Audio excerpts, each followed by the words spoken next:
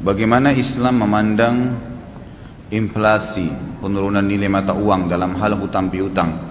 Bukankah hutang 1 juta yang dibayar tahun depan nilainya sudah turun?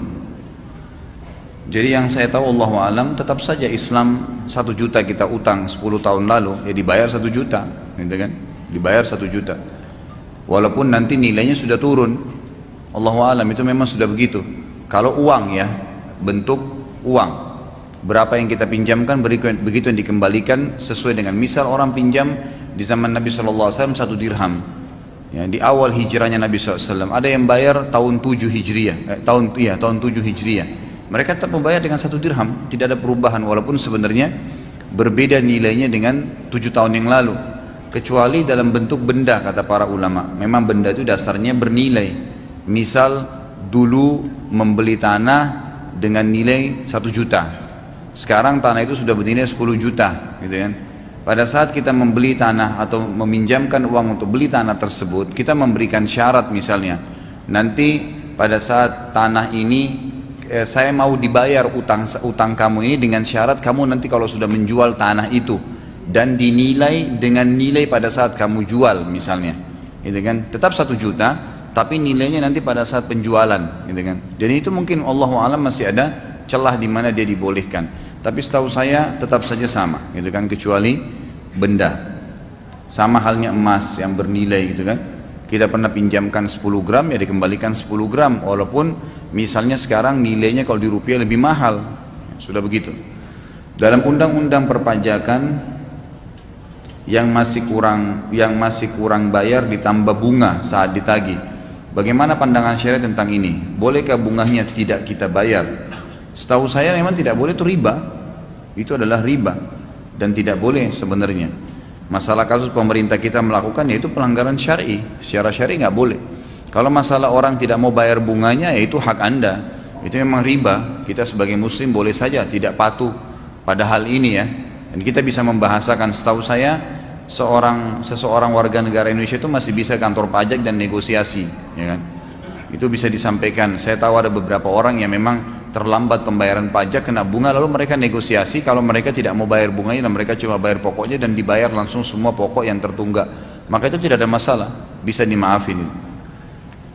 Apakah boleh menjawab salam ketika kita membaca Al-Quran, sedang berdoa atau sedang berzikir? Boleh saja, yang penting jangan sholat, karena kalau lagi sholat, kalau dalam ibadah ya nggak boleh bicara kecuali bacaan sholat, gitu kan?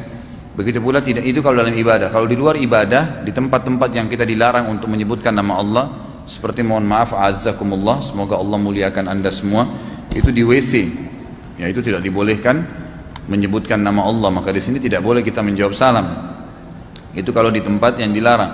Kalau dalam ibadah cuma dalam sholat saja yang kita tidak boleh menjawab salam. Di luar itu boleh saja, lagi mengaji orang salam kita berhenti sebentar jawab salamnya lalu lanjut lagi ayatnya, nggak ada masalah. Begitu pula dengan berdoa dan seterusnya. Bolehkah kita mencabut tanaman yang tumbuh sembarangan dan tidak beraturan? Boleh kalau untuk merapikan, tidak ada masalah. Rumput-rumput liar itu dibolehkan, tidak ada masalah. Itu sudah disepakati oleh para ulama, kecuali di wilayah Haramain, di wilayah Mekah dan Madinah itu darurat sekali baru dicabut. Sebagaimana kita tahu di wilayah haram tidak boleh dicabut sembarangan pohonnya, tidak boleh dibunuh hewan-hewannya kecuali dalam keadaan darurat. Apa hukumnya bersiul? Nggak boleh. Ya, ada larangan dalam hadis itu. Bersiul itu tidak dibolehkan. Kalau ada yang mengatakan siul itu karena memanggil syaitan, itu tidak ada dalilnya. Tapi bersiul secara umum itu dianjurkan untuk tidak dilakukan karena itu adalah simbol orang-orang non-muslim. Sama dengan tepuk tangan. Yang saya tahu bersiul dan tepuk tangan dua-duanya dilarang. Dua-duanya dilarang. Diambil juga daripada tradisi orang-orang kafir Quraisy. Mereka kalau tawaf di Mekah, kata Allah di Ka'bah, kata Allah SWT, illa muka'an wa tasdiyah. Mereka itu muka dan tasdiyah. Muka itu sebagian ulama mengatakan bersiul. Jadi orang Quraisy itu kalau tawaf mereka sambil bersiul dan sambil tepuk tangan. Allah SWT mengharamkan itu dilakukan, gitu kan? Baik itu dalam keadaan memang lagi tawaf atau secara umumnya bagi muslim, seorang muslim. Masya Allah.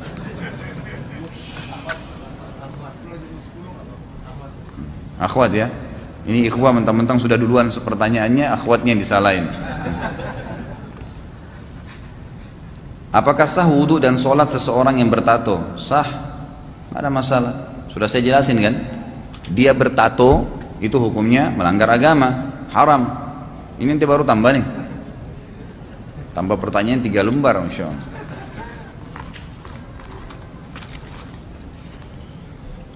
Jadi sah saja dia menato dirinya berdosa. Tato itu sendiri nggak boleh, itu kan dilarang, merusak badan.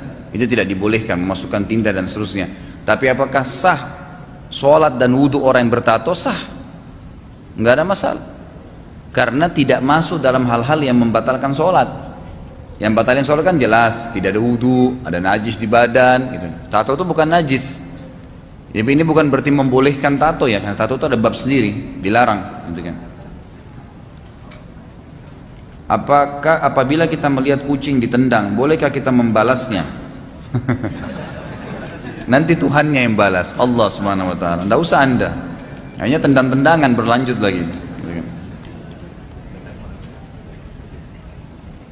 Ustaz, ada berapakah jenis bid'ah itu? Lalu bagaimana caranya mengajarkan teman bahwa bid'ah itu berbahaya? Karena teman Ana setiap Ana share tentang hadis-hadis yang membicarakan bahwa beberapa perbuatan yang sekarang beredar itu bid'ah, Ana selalu dicelahnya, Ana dibilang sedikit-sedikit bid'ah. Anda kayak Wahabi aja. Jadi sudah saya jelasin, bid'ah itu dari siapa? Perkataan bid'ah? Hah? Dari Nabi Muhammad SAW. Bukan dari lidahnya dai-dai, bukan. Saya dan teman-teman dai ini hanya menyampaikan hadis Nabi. Kan Nabi bilang, hadis yang terkenal hadis irbat dalam hadis sahih, alaikum bisunnati wa sunnah khulafa'ur rasyidin mahdina min ba'di addu alaiha bin nawajid, gitu kan? Berpegang teguhlah pada sunnahku, semua tuntunanku, kata Nabi, dan tuntunan para khulafa'ur rasyidin Abu Bakar, Umar, Uthman dan Ali, dan berpegang teguhlah pada sunnah-sunnah itu walaupun dengan harus gigi geraham kalian. Karena Nabi tahu nanti pada akhir zaman ini akan berat orang pegang sunnah Nabi, gitu kan? Akan dicela, akan dihina dan seterusnya. Kemudian beliau mengatakan, wa iyyakum wa muhdatsatil umur, dan hati-hati kalian dengan perbuatan-perbuatan yang baru dalam ibadah. Ya, muhdatsat ini begini, perbuatan ibadah yang tidak punya tuntunan wahyu, itu muhdatsat. Hati-hati kalian dengan perbuatan yang kalian anggap ibadah, padahal bukan ibadah, karena nggak ada tuntunan wahyunya, gitu kan? Terus beliau mengatakan fa inna kulla muhdatsatin bid'ah, kata Nabi. Semua perbuatan ibadah yang tidak punya tuntunan wahyu itu adalah perbuatan baru dalam agama. Bid'ah itu perbuatan baru dalam agama yang Nabi nggak pernah contohin dan juga sahabatnya. Terus Nabi bilang apa? Wa inna kulla bid'atin dhalalah. Semua bid'ah itu membawa pelakunya pada kekeliruan dan kesesatan. Nabi yang sabda itu. Nabi kita yang berbicara hadis sahih. Lalu beliau mengatakan wa inna dhalalatin finnar, dan kekeliruan dan kesesatan dalam ibadah, buat ibadah yang tidak Allah perintahkan dalam Qur'annya dan juga Nabinya contohkan dalam sunnah, akan membawa pelakunya pada api neraka karena sia-sia. Jelas sabda Nabi. Dalam hadis riwayat Muslim yang lain kata Nabi SAW, man ahdatha fi amrina hadha ma laysa minhu fa huwa raddun aw mardud. Siapa yang berbuat ibadah yang tidak kami contohkan akan ditolak atau tertolak. Jelas sekali. Ngapain repot-repot ibadah yang tidak ada tuntunannya itu, yang ada tuntunannya aja sudah repot dikerjakan. Jadwal kita tuh rutin sudah ada yang ada sunnahnya, ada qobliyah subuh, ada subuhnya, kemudian ada zikir pagi. Coba jaga tuh. Saya tanya ikhwah di sini sudah rutin jaga ma'thurat zikir pagi. Tiap hari rutin kan terjaga on time? Itu aja kita kadang-kadang masih kelepasan, gitu kan? Zikir pagi, habis itu sholat duha. Sholat duha sudah nggak? 8 rakaat, udah dikerjain belum? Sudah rutin belum terjaga. Kemudian sebentar kita bekerja sudah duhur, ada qobliyah duhur, ada ba'diyah duhur, itu sudah rutin. Kemudian sebentar istirahat ada qobliyah asar, ada zikir sore. Sebentar istirahat ada qobliyah maghrib, ada ba'diyah maghrib. Sebentar istirahat ada qobliyah isya, ba'diyah isya. Sebentar istirahat ada tahajud. Ini baru yang rutin. Belum tilawah Al-Qur'annya, belum bersedekahnya, belum juga orang sakit, belum bakti dengan orang tua, belum silaturahim, belum banyak. Itu semua ada perintahnya, kenapa nggak dikerjain? Kenapa kok harus repot-repot cari perbuatan bid'ah ini untuk apa? Itu ngabisin waktu dan tidak diterima, saudaraku, gitu kan? Jadi kalau anda mengingatkan orang masalah bid'ah, kalau anda dikatakan Wahabi, nggak apa-apa kalau dibilangin Wahabi, sudah. Orang ingat ini baik sunnah Nabi kok malah dibilangin Wahabi. Nggak pernah ada istilah Wahabi di zaman Nabi. Semua ustadz subhanallah yang dikatakan Wahabi pasti lisannya mengatakan qala Rasulullah, dikatakan Wahabi. Ya sudah, biarin aja bilang Wahabi deh. Habis gimana, sudah dikatakan Nabi mengingatkan, dia enggak.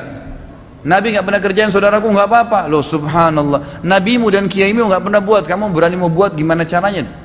Buat-buat dalam agama, enggak boleh gitu kan. Ingatin saja, kalau masalah dia bilang Anda ini selalu sedikit-sedikit bid'ah, ya sudah, yang penting kita sudah ingatin gitu kan, supaya jangan salah. Karena masalahnya yang dia buat memang bid'ah, jadi diingatin. Kalau dia buat sunnah, masa kita mau ribut-ribut? Enggak mungkin kan. Ingat, rivalnya sunnah bid'ah, lawannya itu.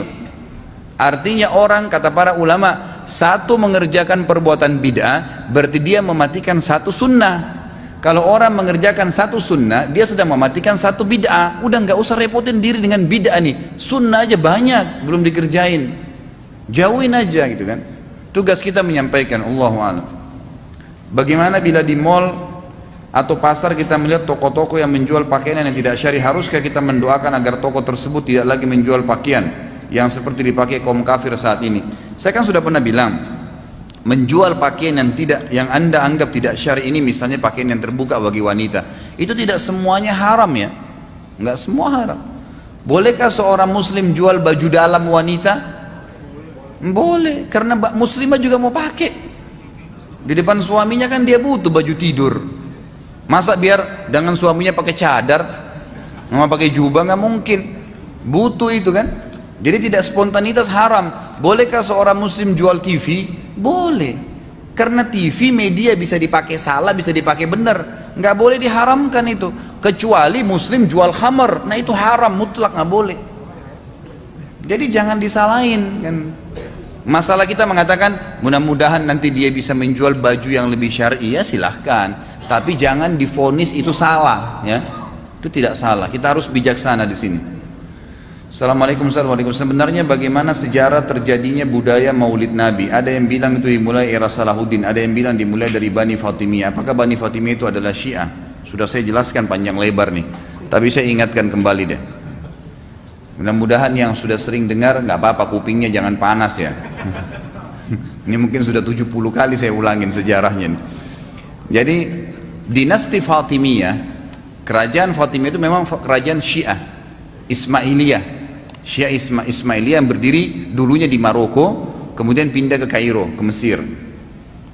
Mereka berkuasa itu di zaman kerajaan Abbasiyah, munculnya mereka itu. Berkuasa di Mesir kalau tidak salah sekitar hampir 200 tahunan, jangan gitu. Dan memang mereka berfaham Syiah. Pada saat itu masyarakat Mesir berfaham Sunni. Salahuddin al-Ayyub adalah salah satu panglima perangnya Nuruddin Az-Zinki. Siapa Nuruddin Az-Zinki ini? Nuruddin Az-Zinki ini gubernurnya Khalifah Abbasiyah di wilayah Irak, gitu kan? Di wilayah Irak, di salah satu wilayah Irak lah. Kemudian diutuslah Nuruddin Az-Zinki ini mengutus Salahuddin al-Ayyub ke Mesir untuk mempertahankan Mesir, karena pada saat itu dinasti Fatimiyah memang sudah sangat lemah dan memang pada saat itu pasukan salib akan masuk ke Mesir. Itu kan wilayah kekuasaan Islam ya. Maka datanglah Salahuddin al-Ayyub ke sana, kemudian dinasti Fatimiyah runtuh. Ya, dengan sendirinya masyarakat Mesir sudah tidak menyukai khalifahnya pada saat itu karena dia memaksa pemahaman Syiah kepada masyarakat Mesir. Kemudian memang pada saat itu pasukan salib akan masuk dan memang mereka tidak bisa lagi punya kekuatan untuk membendung pasukan salib. Maka orang-orang Sunni di Mesir menerima pasukan Salahuddin al-Ayyub, dan Salahuddin ternyata betul berhasil dengan kekuatan militernya melawan pasukan salibis dan dikalahkan oleh Salahuddin. Maka Salahuddin akhirnya dinobatkan oleh Nuruddin Az-Zinki untuk menjadi gubernur di Mesir, dan pada saat itu terhapuslah dinasti Fatimiyah. Salah satu tradisi Fatimiyah adalah membuat acara maulid, dan waktu itu mereka buat 6 macam maulid. Maulidnya Nabi SAW, Hasan, Husain, Fatimah, Ali, dan raja mereka. Dan sampai hari ini di Iran mereka masih buat itu. Sejarahnya itu. Dan awal kisahnya kenapa mereka buat maulid, karena mereka terpengaruh dengan wilayah Romawiyyah yang berada di belakang wilayah Alexandria di Mesir itu mereka terpengaruh di sana ya dengan orang-orang Romawi, negeri Syam lah sekarang ya, sebagian wilayah Syam itu mereka terpengaruh karena mereka punya hari lahirnya Isa. Maka orang-orang Syiah ini juga menarik untuk mengambil ya hari lahirnya Nabi Muhammad SAW. Lalu mereka buatlah supaya bukan cuma sekedar hari lahir, dibuat acara. Disusunlah zikir-zikir yang seperti kita tahu sekarang. Kemudian mereka melakukannya. Banyak orang-orang yang lakukan maulid tidak paham nih. Orang-orang Syiah melakukan maulid. Anda kalau tanya itu yang faham, pada saat di pertengahan mereka baca salawat dan mereka berdiri sambil meletakkan tangan di dada atau di bawah perutnya, gitu kan? Ini kebetulan saya tahu, dulu saya waktu sebelum belajar di Madinah sempat mendampingi salah satu keluarga saya ya, itu ketuanya waktu itu di Sulawesi Selatan kebetulan. Jadi waktu sebelum itu saya tahu betul apa yang mereka baca dan saya hafal waktu itu ya. Nah pada saat itu ternyata keyakinan mereka, kalau mereka berdiri mereka yakin ruhnya Nabi SAW sedang lewat. Dan ini berbahaya sekali. Pemahaman ini berbahaya sekali, secara syar'i tidak ada.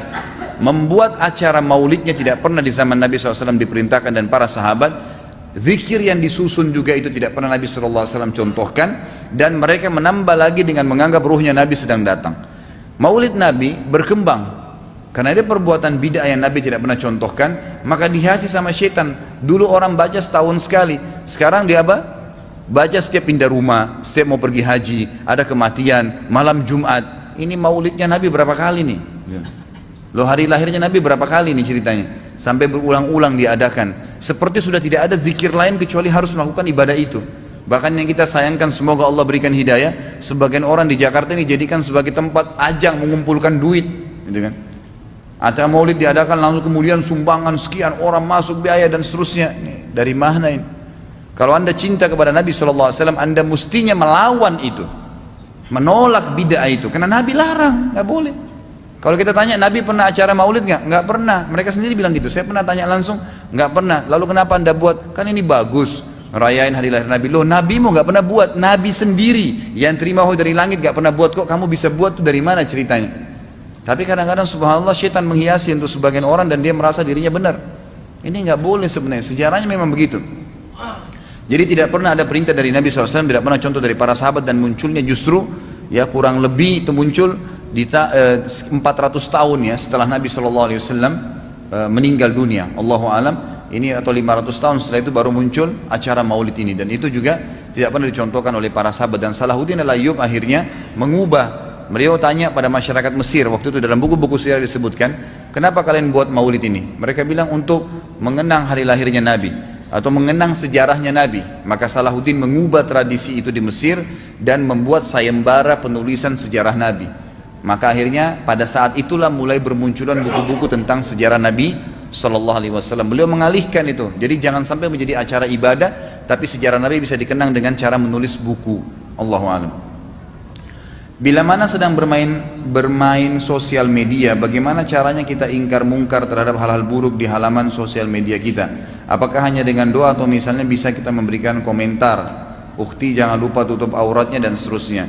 Ya semampunya Anda, gitu kan? Ingkar mungkar harus semampunya, tapi intinya tidak boleh tidak ingkar mungkar ya. Harus kita ingkar mungkar semampunya. Ya, siapa yang lihat kemungkaran pungkiri dengan tangannya, tidak mampu dengan lisannya, tidak mampu dengan hatinya. Anda lihat kondisi Anda sendiri, ya, sesuaikan dengan hadis ini. Ustaz, sebenarnya apa tafsir Illiyin dan Sijjin dalam surah Mutaffifin? Apakah itu adalah kitab amalan baik dan buruk atau ada makna lain? Kitab baik dan buruk. Ya, setahu saya cuma kitab baik dan buruk, gitu kan. Jadi buku amalan baik dan amalan buruk. Di saat negara Yahudi menyerang Palestina, biasanya banyak pesan berantai untuk kita agar muslimin memboikot produk-produk yang sinyalir berasal dari negara Yahudi, yaitu Israel. Karena hal tersebut menurut sebagian orang sama saja kita menyumbang peluru pada Israel. Sebagai orang mukmin, benarkah sikap tersebut kita ikuti? Bukankah Rasulullah SAW saja pernah membeli barang dan berhutang pada orang Yahudi? Kalau memang kita pastikan Anda punya bukti nyata produk tertentu memang yang menggunakan, karena belum tentu semua Yahudi juga memberikan peluru senjatanya. Orang Yahudi itu terkenal sangat cinta dengan dunia, gitu kan? Luar biasa kalau mereka lebih cinta dunia daripada diri mereka sendiri, lebih cinta dengan hartanya, keluarganya pun bisa dijual kalau orang Yahudi itu. Dia tidak peduli dengan itu, gitu kan? Jadi mereka Allah SWT sebutkan berharap kalau mereka dipanjangkan umurnya sampai 1000 tahun. Itu sifatnya orang-orang Yahudi dalam Al-Quran disebutkan. Jadi kalau kita pastikan memang produk tertentu, ya, memang dia membantu, Anda pastikan memang membantu Israel dalam peluru itu, ya silahkan. Memang lebih baik diboikot. Dan memang itu salah satu sinyalnya adalah kalau saya sering sampaikan di pengajian agar umat Islam mandiri. Cobalah buat seperti apa yang orang Yahudi buat. Apa sih yang kita lakukan? Apa yang mereka lakukan sih?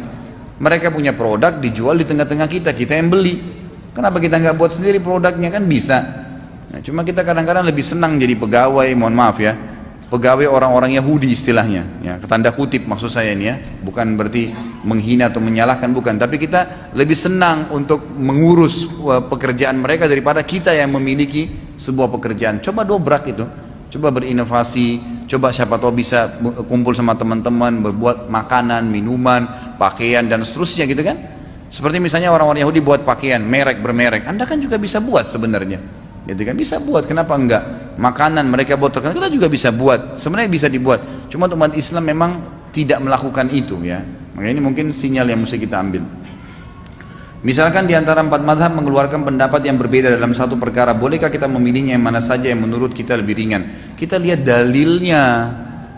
Jangan spontan, oh karena saya Syafi'i di Indonesia, udah yang penting Syafi'i saya ambil saja, walaupun misalnya ada pendapat Imam Ahmad lebih kuat dalilnya, atau karena dia di Saudi pendapat Imam Ahmad yang dominan, kemudian dikatakan Imam Syafi'i lebih benar, lalu Imam Syafi'i ditolak. Enggak, bukan begitu. Kita diberikan akal sehat, yang kita pegangnya adalah dalil, ya kan gitu. Imam Ahmad, Imam Syafi'i, Imam Abu Hanifah, Imam Malik, mereka hidup di zaman itu, tidak ada media yang kayak kita sekarang bisa menggabungkan pendapat mereka kan. Jadi berpisah-pisah. Sampai Imam Malik waktu ketemu dengan Imam Abu Hanifah di Mekah, muridnya Imam Malik bilang, wahai Imam Malik, di sana di tiang sebelah sana itu ada Abu Hanifah. Jadi selama ini terkenal Imam Malik sama Abu Hanifah ini belum pernah ketemu, dan selalu umumnya bentrok. Tahu kenapa bentrok? Abu Hanifah hidup di Irak, gitu kan?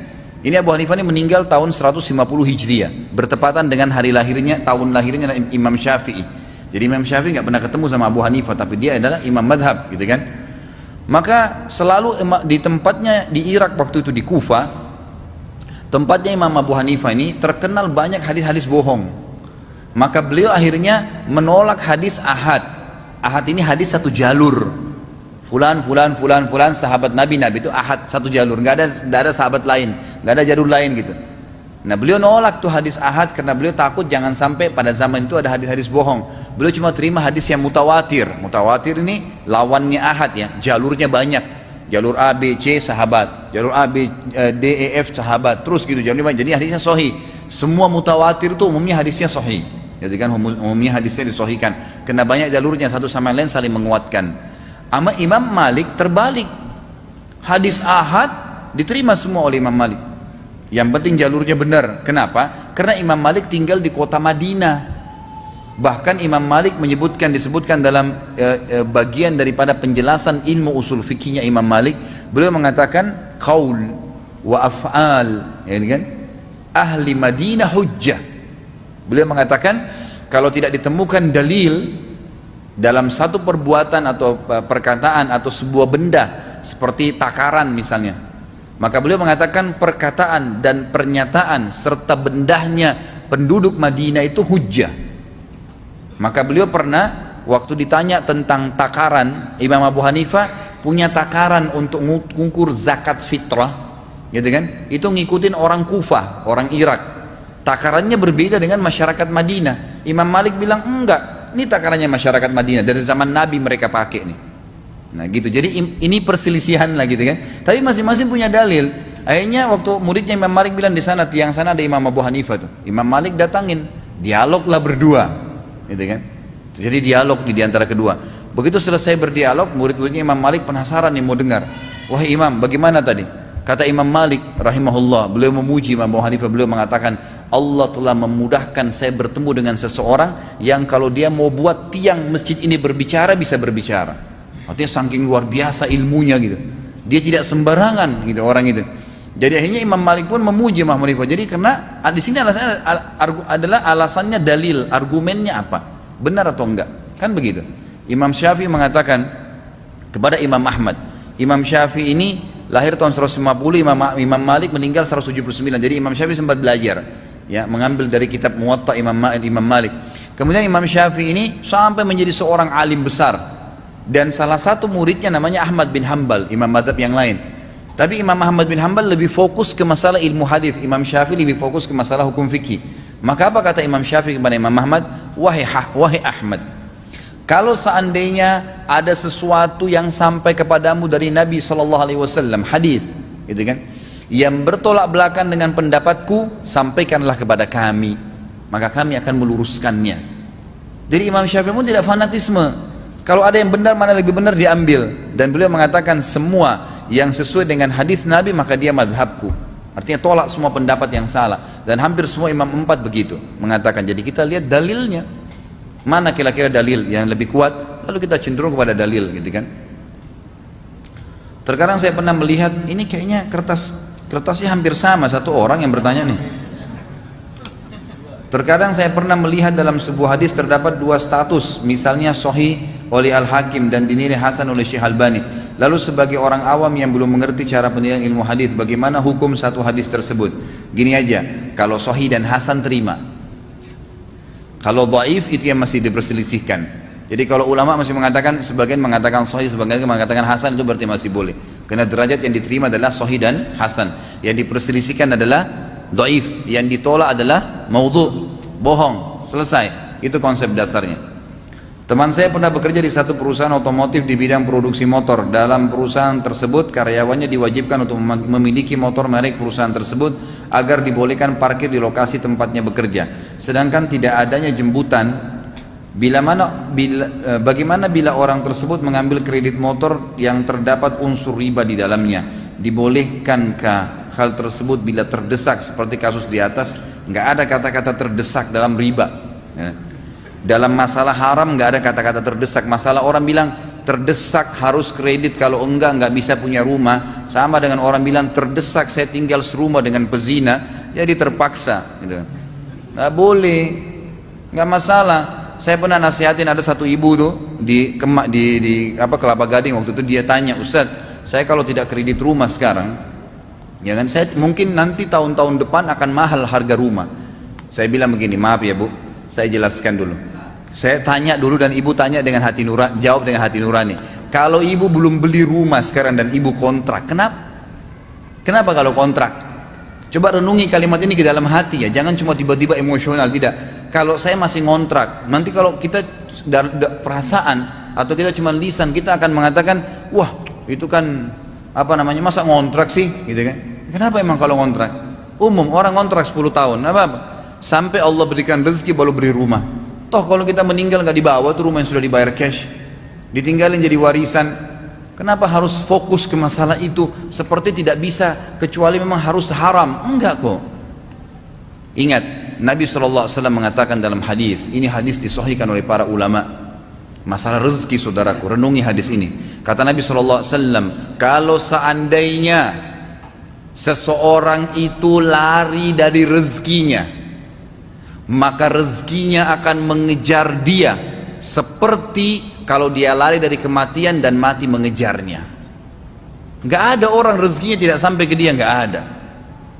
Hadis yang lain, ini harus asas agama kita, keyakinan. Kata Nabi SAW, tidak ada jiwa meninggal dunia kecuali dia akan mendapatkan semua rezekinya.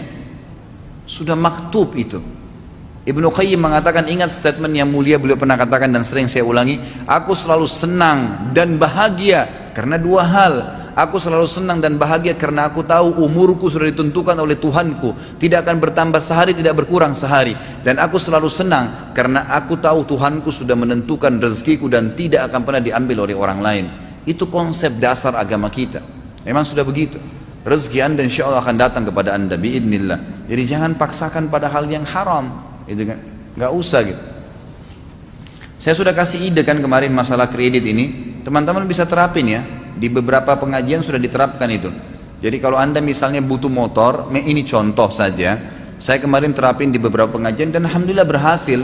Jadi misalnya harga motor 15 juta, misal harga motor yang sedang atau yang bagus 15 juta misalnya, kumpul misalnya 10 orang, kemampuan satu bulan dari gajinya misalnya dari 2,5 juta, 1,5 juta bisa dialokasikan. Baik, lakukanlah itu. 1,5 juta seperti diarisankan motor itu ya. Setiap bulan membayar 1,5 juta dari 10 orang ini, jadi terkumpul 15 juta. Setiap bulan keluar satu motor baru. Dia cuman sama temannya saja dalam 15 bulan, gitu kan? Mohon maaf, 10 bulan ya. Dalam 10 bulan semua sudah punya motor cash. Sederhana, nggak ada riba. Lebih sederhana, motor yang 10 jutaan aja deh. 1 juta satu orang, 1 bulan 10 orang, 10 bulan sudah semua punya motor atas namanya masing-masing. Cari ikhwah-ikhwah yang amanah, lakukan, gitu kan? Atas nama mereka silahkan. Itu lebih baik, lebih mudah. Kenapa nggak dilakukan? Itu kan bisa. Masuk dalam semua hal ya, termasuk KPR rumah. Ada tanah nih, ikhwah mau cari rumah. Memang masing-masing punya kemampuan dana, misalnya uang sudah siap beli rumah 500 juta misalnya, 200 juta. Baik, cari lokasi tanah di mana, ajak beberapa teman-teman keroyokin tanah itu beli. Kemudian bangunin pelan-pelan, sama-sama tinggal di sana 5 rumah, 6 rumah, bisa kan sebenarnya. Tidak, itu bisa tidak KPR, semestinya bisa begitu. Kalau mau ya, itu bisa dilakukan.